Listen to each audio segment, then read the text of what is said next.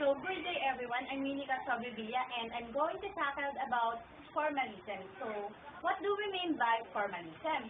So, formalism is a method of criticism which examines a literary text of artwork through its aesthetic composition such as form, language, techniques, and style.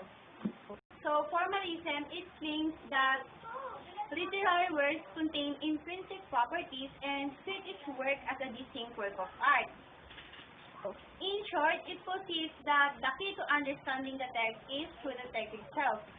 The historical context, the author, or any other external context are not necessary in interpreting the meaning.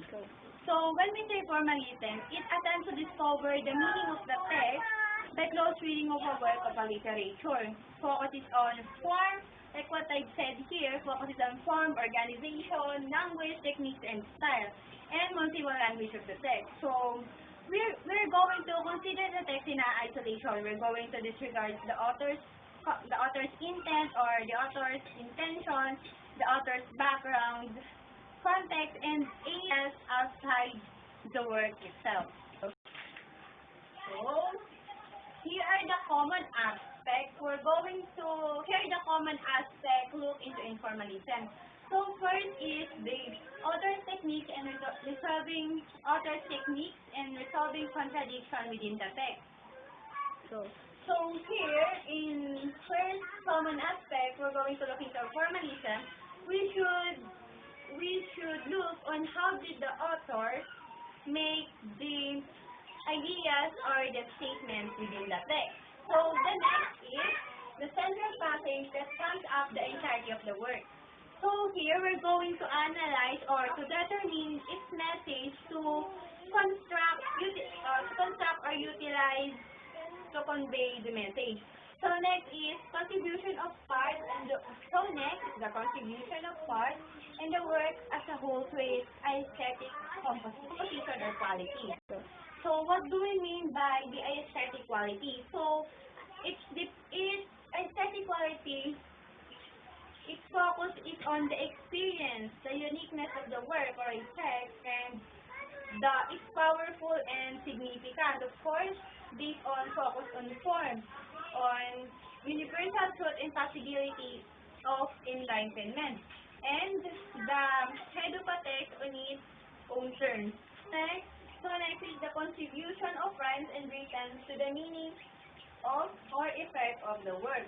So, of course, as a reader, we are much more encouraged to read the text or literary work when its rhyme and rhythm is accurate for us, So when the rhymes and rhythms are accurate, it is more formal. That's why we need to consider it, or it is one of the common aspects we should look into informalism.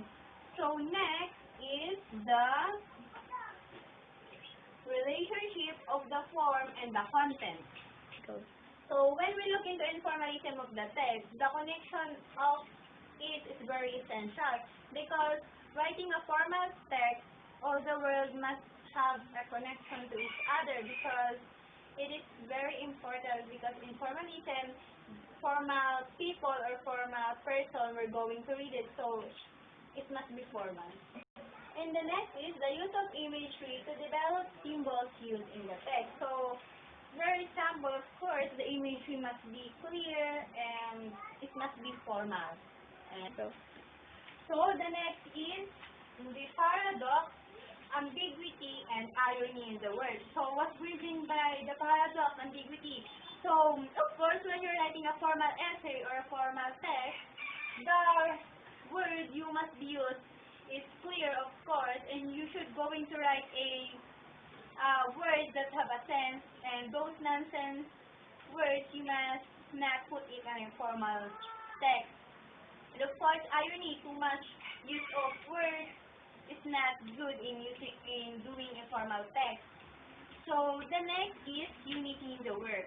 Of course, it is very important to look in a formalism because unity of the work has a big impact on a formal text or a formal work.